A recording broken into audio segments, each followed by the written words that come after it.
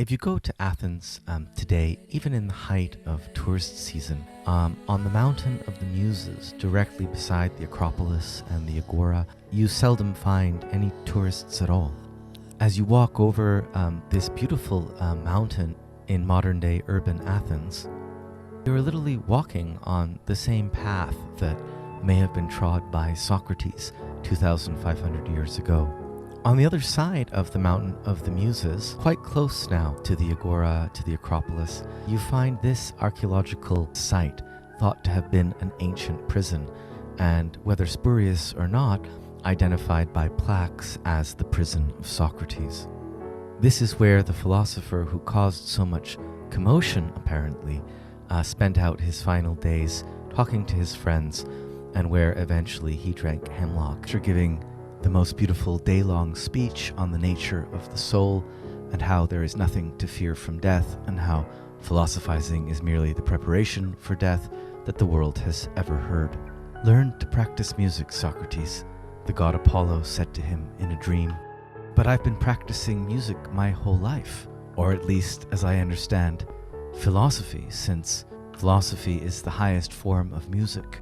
Just in case a more literal interpretation of the dream was required, Socrates proceeds to play the lyre and compose some Aesopian fables, children's stories, in the days leading up to his death. I just finished reading the last couple days this wonderful new book by Darman Dangur, Socrates in Love, The Makings of a Philosopher. There have been many great interpretations of the life and teachings of Socrates, many attempts at reconstructing what this person who never wrote was actually like, so separating what his views were from the views of Plato, his greatest student. This book is probably the best one I've read on Socrates, and so I'd like to start today by reading you a few passages from it. In the dialogue, The Phaedo, Socrates gives an account of how he came to philosophy, how he came to become the philosopher that he is. Perhaps at this very spot, in this very prison, he uttered these words, or something like them. "When I was a young man, I was wonderfully keen on that wisdom called natural science, for I thought it a great thing to know the causes of everything, why it comes to be, why it perishes, and why it exists. I was often changing my mind in the investigation of questions such as these. Do we think with blood, or air, or fire, or none of these? Or is it the brain that provides our sense of hearing and sight and smell? And from these arise memory and opinion. And do memory and opinion, when these become secure, create knowledge?" Dangur comments, "At some point, some 2 generations later, an evidence-based methodology would be introduced by Plato's successor, Aristotle, the inventor of science, more or less, as we understand it. But the age of Socrates did not entertain sustained, painstaking investigation of the kind Aristotle describes himself as having undertaken.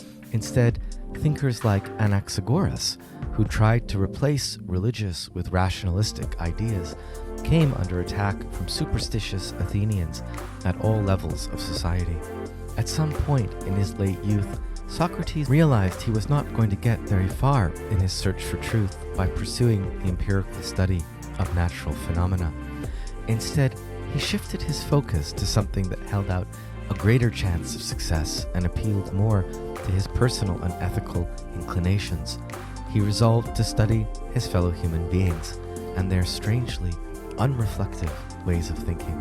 2.5 millennia later, in a book, What is Called Thinking, Martin Heidegger will write that the most thought-provoking thing in our thought-provoking time is that we are still not thinking. On the life of Socrates as a thinker, Heidegger writes, "All through his life and right into his death, Socrates did nothing else but maintain himself in the draft of thinking. This is why he is the purest thinker of the West. This is why he wrote nothing. For anyone who begins to write out of the thoughtfulness must inevitably be like those people who run to seek refuge from any draft that is too strong for them. We all like to pride ourselves as being thinkers or critical thinkers or people capable of thinking, but the minute the challenge to really think carefully and comprehensively and deeply and learnedly about something arises, most of us, even the most learned and the most thoughtful, balk and display our human failings. If Socrates is a hero of philosophy, and in fact the martyr of philosophy, it is because of pretty much what Heidegger says, that he, of all the philosophers, seems the most committed to an ongoing, unflagging, and diligent effort of critical inquiry. Even a thinker on the caliber of Friedrich Nietzsche did not always think very clearly, although Nietzsche expressed a horrified and inner affinity with the thinker Socrates, and was himself a great classical scholar. His own account of Socrates is at times rather unthoughtful. Dangour quotes one of Nietzsche's most famous remarks about Socrates in his 1888 book, The Twilight of the Idols, where Nietzsche foists an aesthetic prejudice onto Socrates. He writes, "Socrates belonged in his origins to the lowest order. Socrates was rabble. One sees for oneself how ugly he was. But ugliness, an objection in itself, is almost a refutation among the Greeks. Was Socrates a Greek at all? All the depictions we have of Socrates are from the time when he was an old man. He good-naturedly prides himself on his snub nose, bulging eyes, flaring nostrils, and paunch belly, which makes him look like a typical Silenine. This image of Socrates has proved so powerful that it has frequently resulted in a misreading or non-reading of a lot of the evidence we have for the life of Socrates and a lot of the reconstruction of what Socrates must have been like in his 20s and 30s and 40s and 50s, say, before the Socrates we get to know and love in Plato. Apparently, the evidence points to the exact opposite of Nietzsche's supposition, namely that Socrates came from a quite noble Athenian family, at least relatively well off, and that he had close ties to leading Athenians of his day. After a long military career, he apparently had trouble keeping in shape, and so aged a little more poorly. Dangour argues he was probably quite a handsome and robust youth, and at one time earned the affections of Aspasia of Miletus, who ended up being the partner of Pericles, the King of Athens. Philosophers usually tell this story a little differently and often without a lot of historical background. They describe an older Socrates who is derelict and wandering around the city squares, talking to anyone who will listen to him, and having long philosophical conversations in which he, quote, corrupts the youth. Socrates famously took a dim view of politics and avoided it as much as possible. Instead, and while maintaining a family through the rental of properties, he spent all his time educating the population of Athens. The degree of freedom enjoyed by Socrates within Athenian civil society could only really be explained by a certain stature or status that Socrates had. The comic play of Aristophanes depicting Socrates as another sophist in his thinkery ends up having been composed 20 or 30 years prior to the genuine philosophical career of Socrates. When we read about Socrates in Plato, we're reading a composite of memories, as well as reconstructions, most of them composed 15 to 20 years after the death of Socrates, which means 50 to 75 years after the time of his rise to notoriety in the Athenian polis. As to the actual philosophy of Socrates, little is known. He's a thinker famous for investigating and critiquing other people's opinions and not providing very many of his own.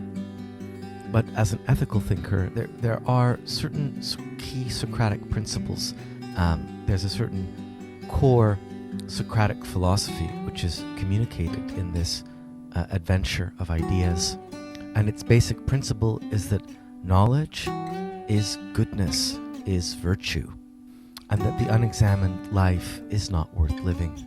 This is the world's first fundamentally ethical philosophy.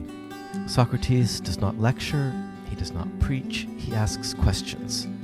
His aim is to be a midwife for the ideas within others, still unborn, while also to evaluate the quality and the character of the ideas produced, a truly professional thinker. His method involved examining idea after idea as carefully as possible and discarding ideas that are seen to be faulty and moving closer and closer to opinions more closely resembling the truth. The novelty of this cannot be overestimated. All previous philosophers in the Greek tradition were sages. They pronounced their considered doctrines, wrote them down, promoted them, explained them. In cases of disagreement of opinion, refuted each other furiously in order to establish the truth of their own opinions. Socrates is never caught any of the depictions of him behaving in this way. To speak to him is to have one's ideas refined and also to learn how to reject those ideas which one cannot hold as tenable. The charges against Socrates, for which he was put on trial in the Apology and eventually executed, as we see relayed in Plato's Phaedo, seem to have some basis in truth, but of course are mostly trumped-up charges. It seems Socrates had some friends and some enemies in ruling families of Athens.